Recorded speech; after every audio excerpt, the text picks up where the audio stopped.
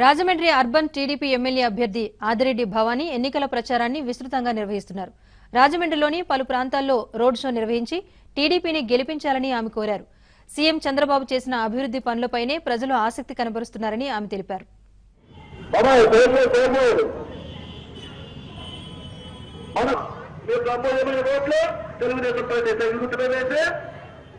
ఎమ్మెల్యేగా ఆదిరెడ్డి భవానీ గారిని, ఎంపీగా బాగేశ్వరరావు గారిని అఖండ చదువుతున్నామ్మా.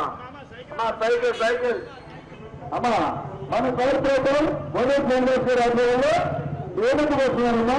మన మంది తెలుగుదేశం పార్టీ ఏంటని చెప్తుంటే ఆదిత్యనారాయణ గారు ఎంతో కొంత బాగేశ్వరమ్మ మన కార్పొరేటర్ ఆధ్వర్యంలో మన కార్పొరేటర్ ఆధ్వర్యంలో ఏమిటి వస్తున్నారమ్మా. ఒక విలువైన ఆశించండి రెండు ఓట్లు, ఒక అమూల్యమైన ఓట్లు తెలుగుదేశం పార్టీ అక్కడ పూర్తిగా బాగా అఖండ మెజారిటీ వస్తున్నామ్మా.